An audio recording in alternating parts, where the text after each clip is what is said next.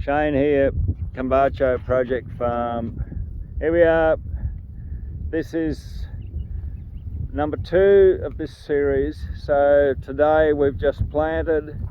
So I think it's the 30th of January, Friday.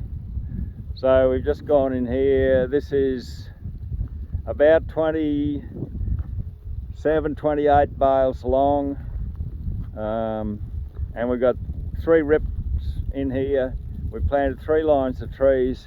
So in this area, probably 25 to 30 meters long, we've planted 90 trees.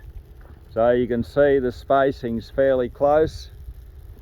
And the idea with this is the closer spacing means all these little suckers will begin to communicate almost instantly like a forest. They'll start to talk to each other both above and below ground. And I'm out here this afternoon in this paddock. As I said in the other video, there's a lot of crap in here, a lot of dead plants, not much fertility going on, not much carbon in the soil, but a lot of litter on top of the ground, so the ground is least covered. So I'm out here with my magic little coyote, and we spent a bit of time yesterday rigging this up. So I've got a shore flow pump on the front here. For those who want to know the details of the pump, there it is there. You can take a screenshot of that. Got a pressure switch on it so that when you turn the water off, it shuts down. But you know, I'm putting out my E9 Biodynamic Complex Activator, and every high-tech bit of machinery needs some pretty high-tech stuff. So this is the high-tech nozzle that we spray with. Just get the smallest drill out of your drill box and drill a hole in the brass bung.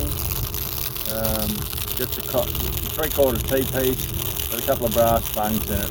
I did have a third one where you can see that rusty screw, but it was too much for the capacity of the pump. I want to get this, you know, 10 meters or so of spread on this spray either side, so it gives me a good coverage. And so I'll treat this paddock probably about 3 times, bam, bam, bam, and really bring it back to life. I treat using the biodynamic preparations a bit like using a defibrillator on somebody who's had cardiac arrest. You know, sometimes you need to hit them a few times to remind the heart of how it operates. So I'll probably do the same here. I'll probably spray this paddock a few times just to wake it up. And these trees, this ground is as dry as powder. So these trees, when we put them in this morning, we use exactly this same outfit to water them as we put them in. And so same deal where this high-tech nozzle is up here. I've just got this garden hose fitting. I just screw another fitting on the top of that pipe, 3/4 pipe, and we've got a hose in here that will stretch a country mile, and we can water the trees with it. Same pump, same plumbing. So this is our multi-purpose. This is our biodynamic spray rig.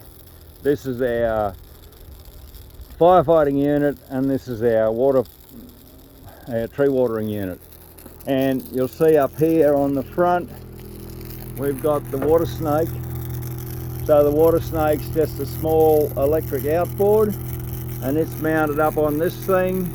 Instead of using a biodynamic stirring machine or a flow form, I use a water snake to stir my preparations before I put them out. Instead of spending an hour stirring with this outboard, we can get the potency in 15 minutes. Simple process, just wired up. The water snake's wired up with an Anderson plug. The pump is wired up with an Anderson plug. We've mounted an Anderson plug here on the mudguard of the tractor, and a switch so we can switch it on and off.